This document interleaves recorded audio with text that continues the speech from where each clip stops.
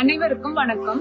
நாங்க இன்னைக்கு இந்த வீடியோல பார்க்க போற விஷயம் என்னன்னா, கடக்நாத் சிக்கன் அல்லது கருங்கோழி அல்லது பிளாக் சிக்கன் என்று அழைக்கப்படும் ஒரு வகையான கருப்பு இன கோழியின் வளர்ப்பு முறை சம்பந்தமான வீடியோவை தான் இதுல பார்க்க போறோம். நீங்க இப்பதான் எங்களுடைய யூடியூப் பக்கத்துக்கு முதல் முறையா வாரீங்கன்னா மறக்காம சப்ஸ்கிரைப் பண்ணிக்கொள்ளுங்க.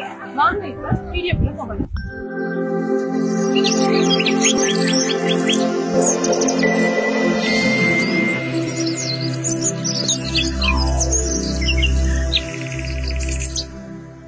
கருங்கோழி என்றது பாத்தீங்கன்னா உண்மையிலேயே இலங்கை மக்களுக்கு இது ஒரு புது சாப்டர் தான். ஏனென்று பார்த்தோம்னா இந்தியாவில இந்த கடக்நாத் அல்லது கருங்கோழி இந்த வளர்ப்பு முதல்ல இருந்து நல்ல பிரபல்யமான ஒன்று. ஆனா இலங்கைக்கு இது ஒரு புது சாப்டர்.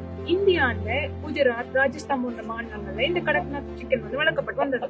அதுக்கு பிறகு இப்ப கடந்த ஒரு சில வருடங்களாகத்தான் இலங்கை மக்கள் இந்த கடக்நாத் வளர்ப்புல ஈடுபட்டு இருக்காங்க.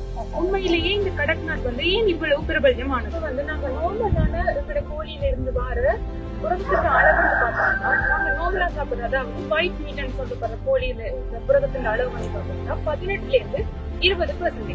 ஆனா இந்த கருங்கோழியில இருக்கிற புரதத்தின் அளவு பார்த்தோம்னா 25%. அப்ப அதானதான் இந்த கருங்கோழி நல்ல ஃபேமஸா வந்திருக்கு. அதோட பார்த்தோம்னா இப்ப நிறைய பேர் பார்த்தோம்னா கோழி இறைச்சி கொலஸ்ட்ரால் கூட நாங்க ஹார்ட் பேஷண்ட் இப்ப இதனால சாப்பிட இல்லாது பிளட் பிரஷர் இருக்கு அந்த பிரச்சனை இருக்கு. ஆனா இந்த கடக்நாத்ல இருக்கிற கொலஸ்ட்ரால் அளவு பாத்தீங்கன்னா கிட்டத்தட்ட 1% விட குறைய 7.3 இருந்து 1% வரைக்கும் இருக்குது. ஆனா எங்கிட்ட நார்மல் ஒயிட் மீட் சொல்லப்படுற அந்த கோழி இறைச்சியில இருக்கிற கொலஸ்ட்ரால் அளவு பாத்தீங்கன்னா அது கிட்டத்தட்ட 13ல இருந்து 20% வரைக்கும் மாறுபடுது. அப்ப ஹார்ட் பேஷண்ட்ஸ் விரும்பி இந்த கடக்நாத்தை சாப்பிடுறதுக்கு ரீசன் இதுல கொலஸ்ட்ரால் அளவு சரியான குறைவா இருக்கு. இவ்வளத்தையும் தவிர இந்த கருங்கோழி மீட்ல பார்த்தோம்னா அயன், கல்சியம், போஸ்பரஸ் இது போன்ற மூலகங்களும் இருக்குது. அயன் பாத்தீங்கன்னா குருதிச்சோகை வருத்தம் உள்ளவங்களுக்கு உண்மையாவே இது தேவைப்படுற ஒன்று. அப்ப அதாலையும் இந்த கருங்கோழி மீட் நல்ல ஃபேமஸ் ஆகி கொண்டு வருது.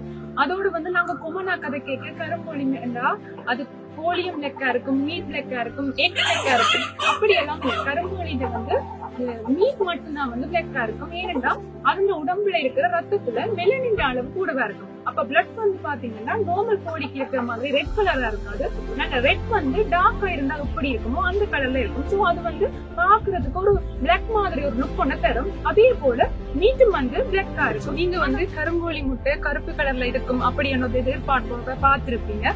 ஆனா கருங்கோழின முட்டை சாதாரண கோழின முட்டை போல இந்த பாருங்க நார்மல் கலர்ல தான் இருக்கும். இதுதான் எங்களுடைய பண்ணையில் இருந்து கிடைத்த கருங்கோழியினுடைய முட்டை. தற்போதைய சந்தை நிலவரத்துல இந்த முட்டையின் விலையை பார்த்தோம்னா கிட்டத்தட்ட 800 தொடக்கம் 1500 வரை இந்த முட்டையின் விலை மாறுபடுது. இந்த முட்டைக்கு இவ்வளவு டிமாண்ட் இருக்கிறதுக்கு காரணம் நான் முதலே கூறியது போல அந்த முட்டையில இருக்கிற நியூட்ரிஷன்ஸ் தான் எல்லாத்துக்கும் காரணம். உண்மையாவே பயனுள்ளதா இருந்திருக்க நம்புறோம்.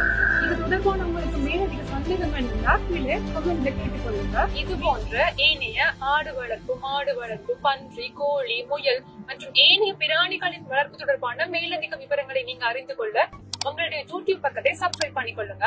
நாங்க தொடர்ந்து போடுற எல்லா வீடியோக்களையும் உங்களால் தொடர்ச்சியாக பார்க்கக்கூடியதாக இருக்கும். இன்னும் ஒரு வீடியோவில் உங்கள் அனைவரையும் சந்திக்கும் வரை உங்களிடமிருந்து விடைபெறுவது ரீச்சா பண்ணையில் இருந்து. நன்றிகள்.